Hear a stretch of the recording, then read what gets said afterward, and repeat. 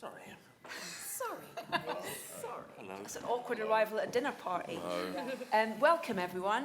Thank you. I'm going to start off, if that's okay, then we'll open it up to the floor. And Chris, I'm going to start at the faraway end, if that's okay. Sure. There's a wonderful tone to this film. Yeah. It's got that kind of lovely sort of air of comedy to it. Is that how important is that for you in terms of this type of film? Yeah, very important. It was something when we talked about doing this film and doing the spin-off of the first one, that was one of my concerns and one of my focuses was to just have it be lighter in tone and a greater sense of adventure and up the humour. And even in the early drafts we got in, it was headed in that direction, and then we all kind of did our bit to alter it, and you guys especially kind of added quite a few jokes in and humour and fun. And I think it's great. It helps ground the fantastical elements of it all, you know, and I know as an audience, when I'm watching any sort of big epic fantasy, a bit of humour helps me kind of buy into it even more. So You've got a couple of pretty funny guys as well next to you. they're not bad, Not that fun. But did you base them on any particular? Okay. I based it around the character that I played in the first film. I hadn't finished my question. I was going to ask if you based it on any comedy duo, in terms of, you know, the pair of you play off each other so well in this. No, we've known each other for a while, and we like hanging out a bit and just. Yeah. Do you like each other? We do like each other, and it is possible. It's possible, yeah. Rob, how much were you allowed to kind of be involved in the script and in that kind of banter that your characters have with each other? Not in the script stage at all, but it obviously. But, I've got my notes. Yeah. No, that doesn't happen. But certainly on set, very much Cedric was very open to ideas and add-ons, and there are several moments in the film that was stuff that we just came up with that he liked and he went with. So in that sense, it was lovely because you could do the script, but if you had an idea for a little flourish or a beat that you thought would help with this lightness that Chris is talking about, you could put it in. How close did you get to nailing Chris in terms of impressions as well? I would never be so. You did a few. The DVD, behind the scenes, the extras and DVD, I think there's a couple of Rob versions of me. We had this thing going called Dear Diary. I had this thing where I'd work with someone, and he used to say a thing, if something happened in rehearsal, he'd say, Dear Diary, a strange moment this morning when such and such. And Chris seemed to latch on to that. So I butchered it, yeah. It was much funnier when you did it. Well, no, he would constantly be saying, Dear Diary. Dear Diary. I think the other thing that made us laugh a lot is wanting to go home immediately we came onto set. So we'd kind of set up the shot, and then I'd always say to Chris, all right, well, that is the shape of it. Let's leave it there, and we will hit it hard on Monday. It was Monday. Emily, with Freya, we never really get to know much backstory to villains, you know, in terms of why they are the way they are. But with Freya, it's very different. Did that kind of give you more scope in how you play her and how you kind of bring her alive? Yeah, that was the appeal for me, was that you see the origin of the character as a very normal girl with sort of normal hopes and desires for life, and she's perfectly happy not discovering this power that seems to be a hereditary thing in her family, and she just wants to get married and have a child, and then suffers this great loss, and through that she becomes hardened, and hair turns white, as it does. Just skin turns white, and she becomes this ice queen who just wants to kidnap children and strip love out of their lives, with good intentions, obviously, to protect them from the future heartbreak. But so yeah, this is where Chris comes in. He is one of my children. I play his mummy in this, right? Yes, Mum. And Alex, there's this wonderful kind of camaraderie between yourself and Sheridan's character and these two, and it's just instant chemistry between you all. Was there much kind of prep before you started shooting with the four of you in those characters? Yeah, there was a lot of prep. We did actually 3 weeks of what we call dwarf school. Okay.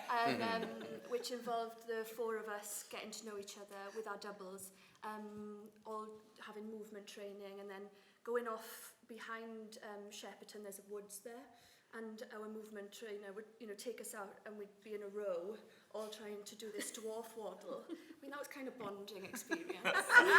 I'd already, for the first film, I'd already gone through dwarf college, so You'd graduated. I did like an hour every Tuesday night, and that was it. Scared for those people who just came across you in the woods as well. That must have been It's actually terrifying. harder than it looks, and it's very painful on your knees. I got to the point where I actually quit dwarf school. I did. I said, I had enough of this. I can't, because my knees were about to collapse. Because you even slightly changing your gait, ever so slightly, Emily, a slight change, and I hope you never have to go through this, but when you change your gait a little bit, well, you know this, Edith. Always on my knees. It wrecks your legs. But it did mean that we got to know each other, and we got to bond a Bonding. bit, yeah. It's important.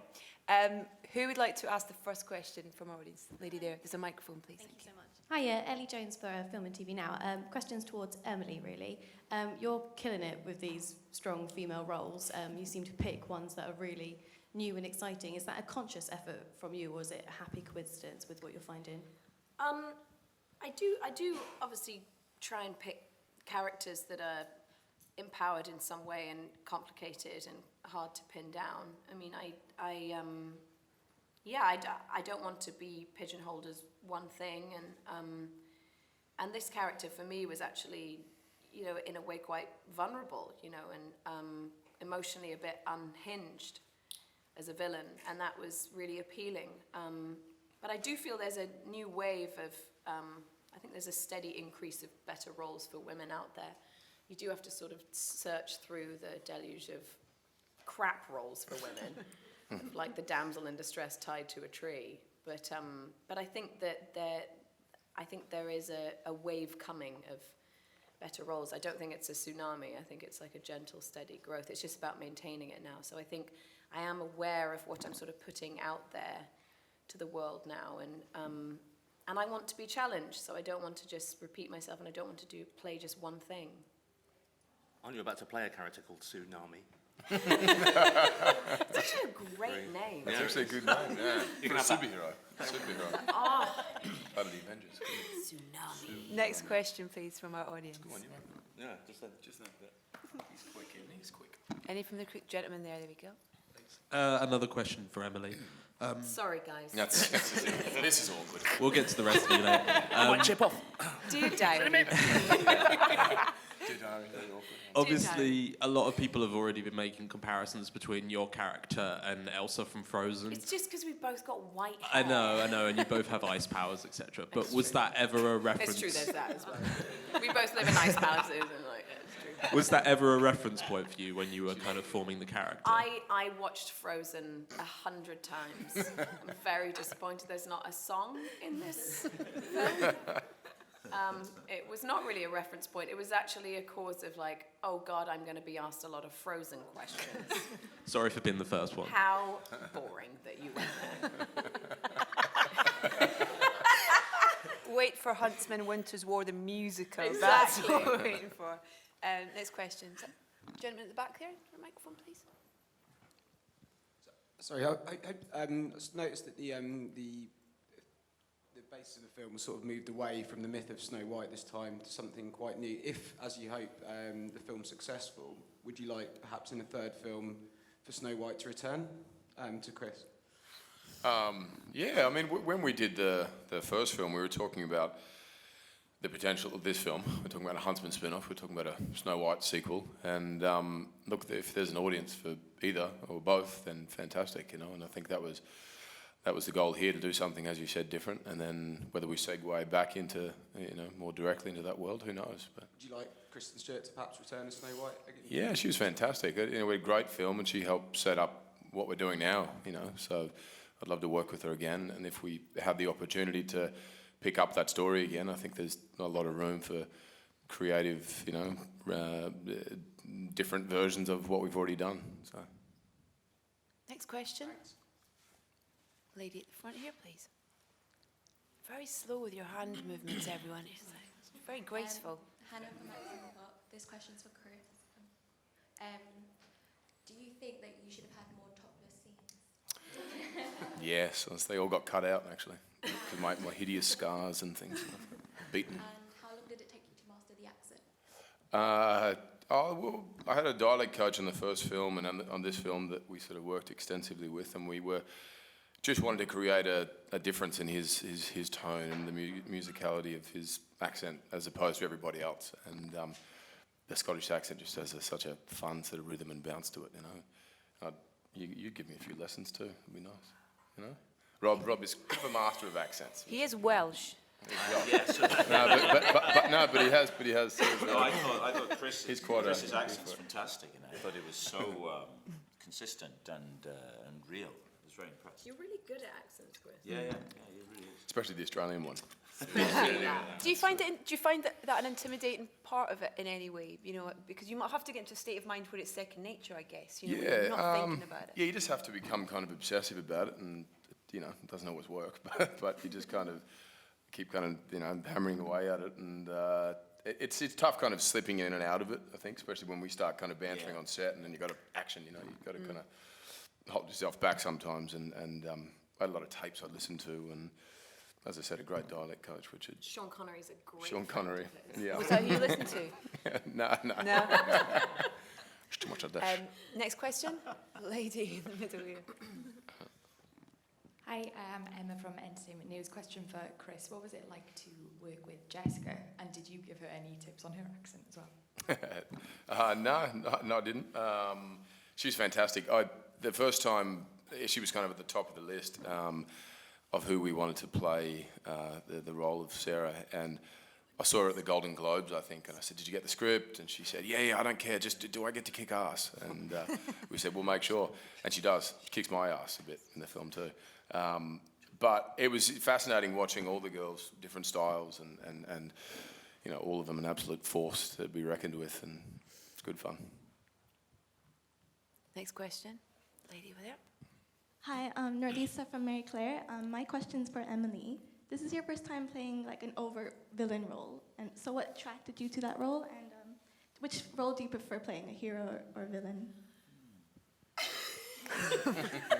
I'm going to be interested to hear this. I don't have a preference, Rob. She doesn't have a preference.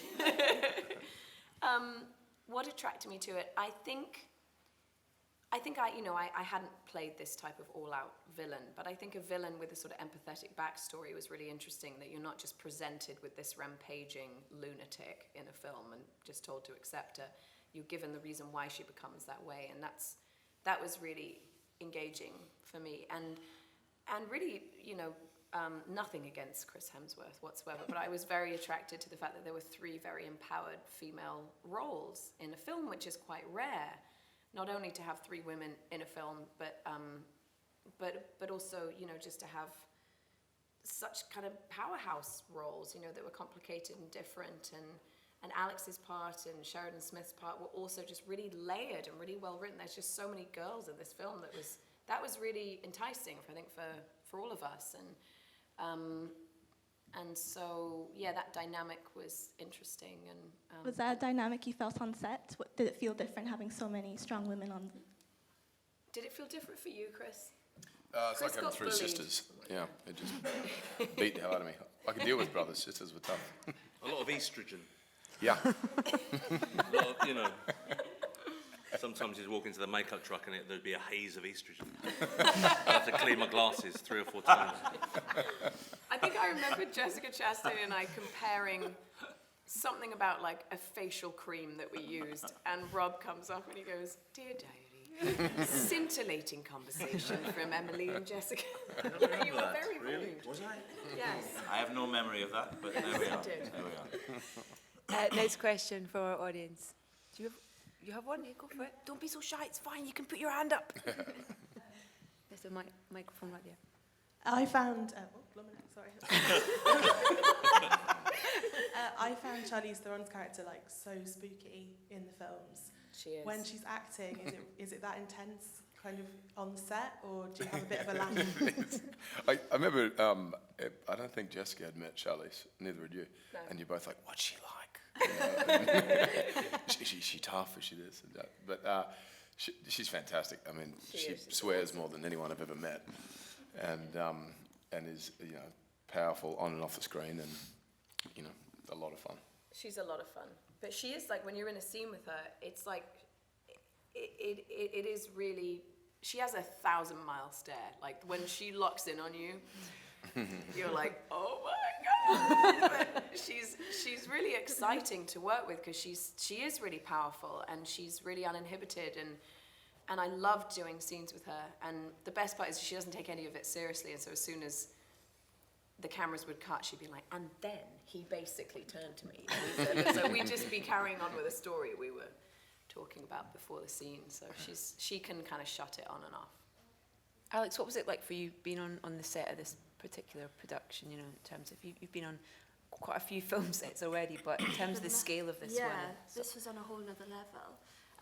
In terms, you know, because I come mostly from TV, I've done a few films, but this, like, just walking on and you know, everyone's on the top of their game, you know, costume designers and stunt, everyone is, and it was just a learning process. So I've never done any green screen or anything like that before. So I was just learning on the job and hoping I was doing all right. I think you did all right, sure. Talking of costumes, Emily, amazing, but they, I mean, were they as uncomfortable as they look? They're so sharp and kind of, you know. Some of them were. Colleen Atwood's the costume designer, and she is amazing, and her attention to detail and the creativity of what she kind of infuses into the costumes is really remarkable, and she cares deeply. She's there every day, and that's quite rare for a costume designer to just be on set all the time. And but she does have this thing where, you know, I have this massive silver cloak made of braided silver leather, and when I see 4 grown men wrestling it onto set, it's when you're like, oh, that is definitely going to be heavy. And so I would put it on, and I said to Colleen, I went, oh, God, it's really heavy, Colleen. And she goes, I know. And she looked at me as if, like, it's about as heavy as my sack of Oscars. So just wear it, basically. It was so, but it really is, her work is just so exquisite. So I think we all felt like you should just wear it. But the elegance you bring with it as well, even though it weighs tons, the way you kind of gracefully... It was weird dragging that thing behind me, though. It was like... it was like dragging a man behind me. Any more questions from our audience? Have any of our crew's got questions at the back, you guys? Don't want to miss you out? No, great. I can keep asking away then. I want to ask you two over there, please, Mr. Brydon and Mr. Frost. I think there's scope for a spin-off for you two. Or you 4. Dwarves in Manhattan. Your knees couldn't take it. It's a walking city. Dwarves in Peckham. That was our dream, that the dwarves somehow got taken to modern day New York. And their film. 4 dwarves find themselves in Midtown Manhattan, anything can happen. Like Crocodile Dundee with dwarves. Yeah. Now, you can imagine the dwarves have a whole thing going on, you know, because what's nice is the way they set out the relationships, especially between the male and the female dwarves, who have contempt for each other. The male dwarves think the female dwarves are ugly as sin, and it's returned by the females. So it's very funny, you know, because we look so peculiar in it. You could imagine them doing that, but could the knees take it? That's the question. Not in New York. No, not in New York. So no then. Does anyone have any other... Hello? Yes. I'll get a microphone to you in just a second. Thanks. Thank you. Hi, I'm Olivia from Best. One of my favourite scenes in the film was when Mrs. Blenworth sets the trap for Dawes and Eric and Sarah, and just the absolute, like you said, contempt between the male and female dwarves back and forth. It really made me laugh. Did you have a break on set when you were filming those scenes? Have any laughter? I don't know. That was a great scene to film. It was quite elaborate, the different setups with the net. I mean, I think it works really well.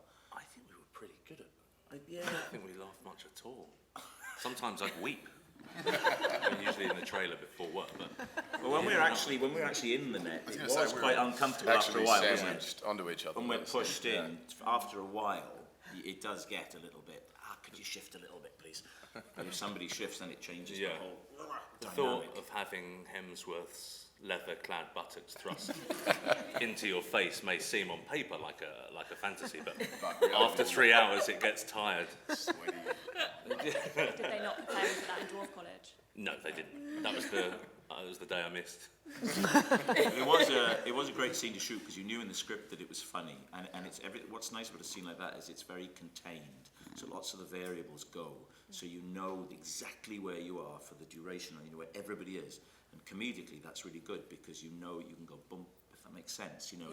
So I'm really looking forward to doing it, and then sure enough it turned out really good.